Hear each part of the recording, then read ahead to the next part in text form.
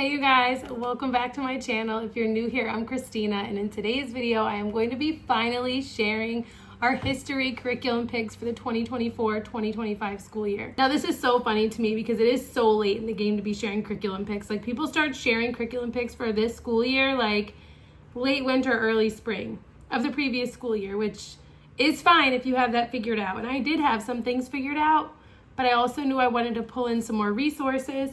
And while I'm still going to be figuring it out as I go, I do have pretty much, I think, everything that I'm going to be using. Originally, I said I did not want to spend the whole year on Middle Ages, but I've actually changed my mind, and I wasn't originally going to choose a year-long curriculum. I originally chose Gather Round, which I'm still going to be using, but I am also pulling in a variety of other resources to really deepen our learning about this period in history. And so I'm really excited about that. So I will start off with sharing the Gather Round units that I have selected and that I've started printing and that we are going to use. And it is going to be very interesting to see how I figure out how to use all of these. And so I will keep you guys posted how it actually goes. So I did go ahead and get Middle Ages from Gather Round. What I love about it is that it's family style. It is visually appealing, and it is from a biblical worldview, and there are student-leveled notebooks that go along with the unit so that we can learn together as a family, do the readings, and then they have individual things at their level that they can do that are cross-curricular.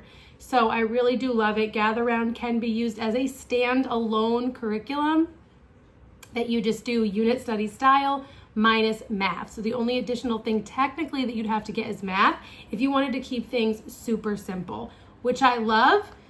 And I did that when I first started homeschooling.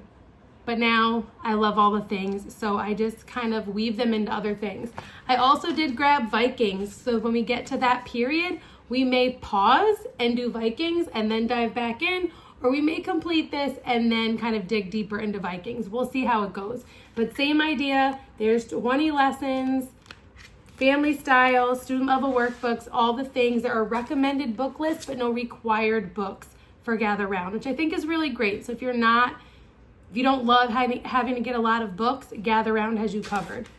So we will be using these, but then I also decided, once I saw Seasons of Field, I fell in love with Beautiful Feet books. And if you remember a while back when I was deciding on curriculum for Ancient Civilizations, I did not choose Beautiful Feet books because I did not like how so many of the books had such a huge focus on mythology and all of that. I just didn't want to dig that deeply into it, although I think it's important to understand in the context of history. I don't think we need to do like deep dives into it. And so for that main reason, I did not choose Beautiful Feet books for ancient history. However, I did choose to grab it for medieval history, and so I will be combining as my main curriculums Gather Round and Beautiful Feet books. Now, I do want to say that I think either one of these is more than enough on its own. They are very different though, and so I thought that they would complement each other nicely. This is a literature approach for senior high. Now, they do have a middle school version, but because I wanted the depth for my 16-year-old and even for my 13-year-old, who is definitely a higher level thinker, I went with the senior high curriculum. This one is also beautifully done, also is visually appealing, but it goes through the literature used in the study. It also touches on Beowulf, which if you saw my October plans and goals video, we are going to be studying Beowulf anyway, for the unit study that we got from a previous bundle. I am super annoyed because I cannot find my picture book about Joan of Arc, and I have been saving it all of this time for the purpose of studying Middle Ages, and now I can't find it. And I purposely didn't get this book because I was like, I already have a book I want to use about Joan of Arc, so now I'm going to need to get another book, which is annoying, but it's okay. But I am excited to learn about her. There is instructions for how to use the guide. I'm not going to do a full flip through here, but it is basically planned out by the week, not necessarily by the day. I'll just show you that really quick. So week 1 is mapped out this way, and you can kind of pace it on your own. And then there's already week 2. So there are discussion points and books to read and all of the things. So I will be using this as well, but then additionally, I got some things that I'm really excited about. First, I'll just show you the books that I did grab that go along with the curriculum. Because I'm also using Gather Round, did not stress about getting every single book that's included in the book list. So we'll see how that goes. If I decide that I made the wrong choice, I can always get them. But I did get The World of Columbus and Sons. So we'll do some readings from here. In The World of Columbus and Sons, a master storyteller introduces the reader to a time of great upheaval in society, a history of triumph and tragedy. It was a century of exploration when intrepid sailors braved ocean expanses to find previously unknown worlds, build colonial empires, and secure prized commodities. So this will simultaneously talk about the era of intellectual discovery with innovative thinkers like Erasmus, Bartolome de las Casas, and Martin Luther, challenging dogma and exposing oppressive systems. Wealthy patrons enabled geniuses like Michelangelo, Leonardo da Vinci, and Botticelli to produce unrivaled masterpieces. And then it goes on to talk about powerful women like Isabella of Spain and all of those things. So we will be using this. We also got the Magna Carta and selected Canterbury Tales. So we got those. And then also in thinking about books, there's one major thing that I'm really excited to show you guys. But I also got Alfred the Great, The King Who Taught His People, which is a simple picture book. So always finding ways to tie in the younger kids with our history. So this will be for them. I also got You Wouldn't Want to Be a Greek Athlete. I think this series is so funny. I got You Wouldn't Want to Be an American Pioneer, and they got a kick out of it. So we're going to do this one. I also have some of these nonfiction books, the Vikings. So these DK Eyewitness books. This one is all about Vikings. This one is a Kingfisher knowledge book. So similar to the DK Eyewitness books, if you ask me. And this one is all about life in ancient Rome.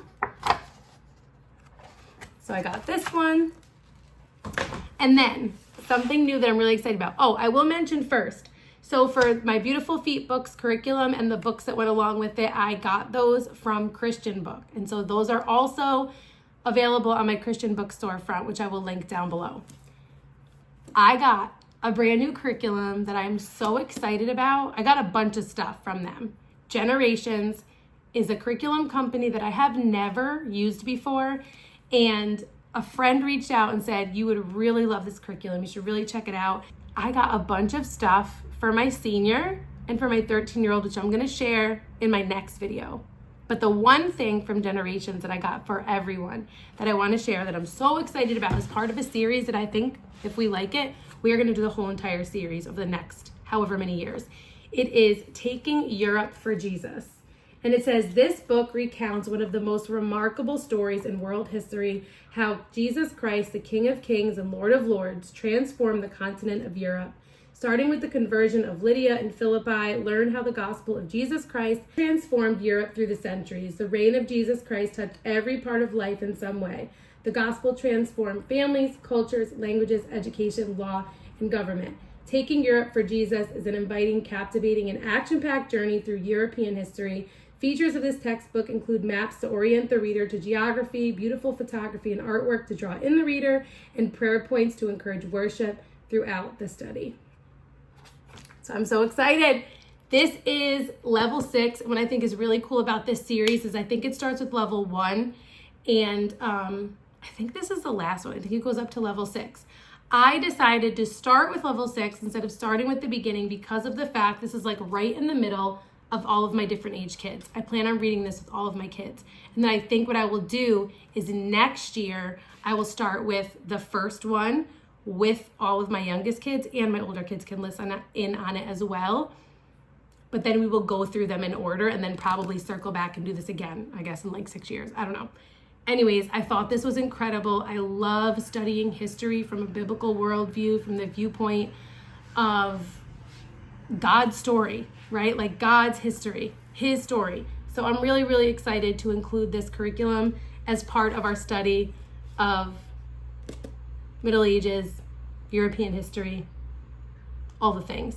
So I have 4 more books. So I will link Generations down in the description box below if you are interested in checking out this curriculum. And then there are a few read alouds and or independent reads for my older 2 boys that I'm going to share. I have not decided on this yet, but I did get these books for these units. So I got The Bronze Bow. This is the scene is Jerusalem at the time of Christ. The characters vividly real, the story gripping. I have heard such good things about this book. Let me know if you've read it. Slave Boy in Judea. This is captured by Romans in the forests of Gaul. Maddox is sold as a slave to a Roman centurion stationed in Judea. Though he is not a hard master, Maddox is determined to escape and find his mother. However, the story takes a turn when Maddox and his master meet followers of Jesus and hear about the new way of living he taught. This story is not only engaging and packed with great messages, but it also teaches about the historical time period and the growing influence of the early Christian faith. Perfect tie-in. Really excited. Let me know if you've read this one. Then we have The Falcon of Eric the Red. So this is going to go perfect with when we're studying Vikings. John's life is a good one. After all, his charge is to train hunting falcons for Eric the Red in Greenland. Then the arrival of a pair of merchant ships changes the course of his life. He soon finds himself on an expedition to Vinland, a mysterious new land found in the west, and his friends and one of the king's own falcons. Full of adventure, kindness, friendship, and hope, The Falcon of Eric the Red features Vikings, animal husbandry, and tales inspired by the earliest European visitors to North America. Super pumped for that one. Let me know if you've read that.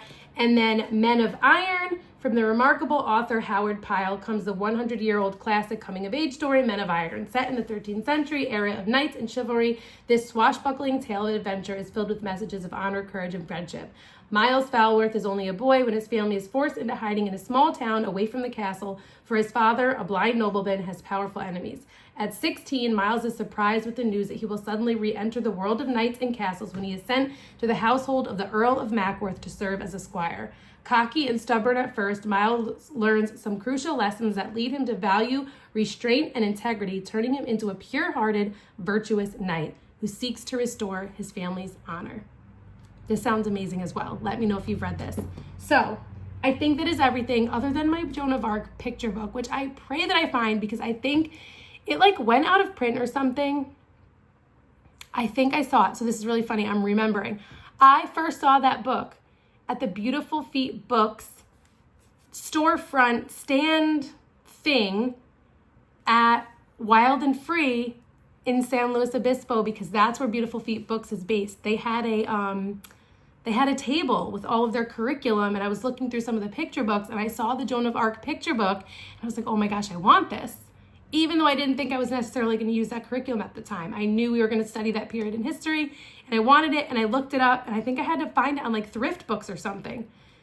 So anyways, hopefully I either find it here or I'm going to have to get the other version that is recommended now, because I think it used to be recommended in the curriculum, and now it's not because it's hard to get. It went out of print or something.